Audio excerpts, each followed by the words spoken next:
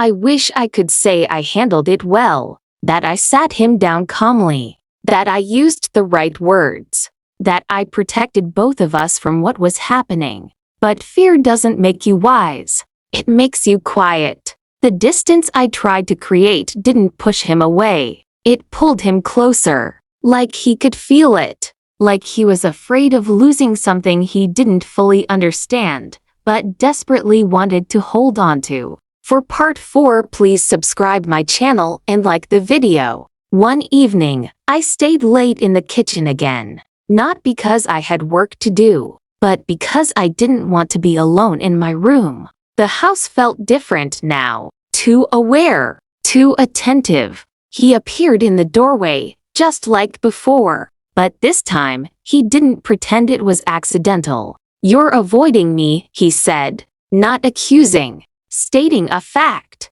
I didn't turn around. "I told you," I said, my voice steady but thin. "I'm just tired." He walked in anyway. Each step felt loud. "I did something wrong," he said. I closed my eyes. "No," I replied quickly. "You didn't. That was my mistake." Because when you don't name the problem, someone else fills in the silence. "Then why do you look at me like that now?" he asked. I turned to face him. "What do you mean?" "Like you're afraid," he said. The word hit harder than I expected. "Afraid?" "I'm not afraid of you," I said. But my body betrayed me. My arms crossed. My shoulders tense. He noticed. Of course he did. "You don't trust me anymore," he said quietly. "That's not true," I replied. "Then tell me what's going on."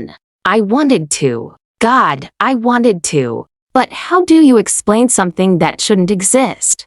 How do you tell your child that they crossed a line when you're not even sure when it happened? "You're growing up," I said finally. "Things change." "That's not an answer," he said. The silence stretched. Heavy. Unforgiving. "I feel like you're pushing me out," he continued. "And I don't understand why." His voice cracked slightly. And for a moment, I almost reached for him. Almost. Habit. Instinct. Motherhood carved into muscle memory. But I stopped myself. That hesitation didn't go unnoticed. His eyes darkened not with anger, with realization. "That's it," he said softly. I frowned. "That's what? You're scared of how I see you now." The room seemed to tilt. "That's not appropriate," I said sharply. The words came out colder than I intended. He flinched, just a little, and immediately, guilt rushed in. I didn't mean I started. But he interrupted. "I didn't choose this," he said. "I didn't wake up one day wanting things to feel different." I swallowed. Neither did I. We stood there, facing each other. Two people stuck in a moment neither of us wanted. But neither of us knew how to leave. "You're my mother," he said. "Yes," I replied quickly. "And that's where this ends." The firmness surprised even me. He laughed quietly, not amused. More like wounded. "You think I don't know that?" he asked. "You think I'm stupid?" "That's not what I said. It's what you meant." His voice rose for the first time. And with it, the tension snapped. "I just wanted you to see me," he said. "Not as a kid. Not as a responsibility." "I do see you," I said. "But I won't see you like that." The words hung in the air. Clear. Unavoidable. He stared at me. Really stared. And for a moment, I thought he might argue. Push. Demand. Instead, his expression changed. Something closed off. Something fragile hardened into something else. "I get it," he said flatly. I nodded, though my chest ached. "Good." He turned to leave, then stopped. "I didn't mean to make you uncomfortable," he said without looking back. "I just thought, maybe you felt it too." The words landed like a blow. "I didn't," I said. It was the truth.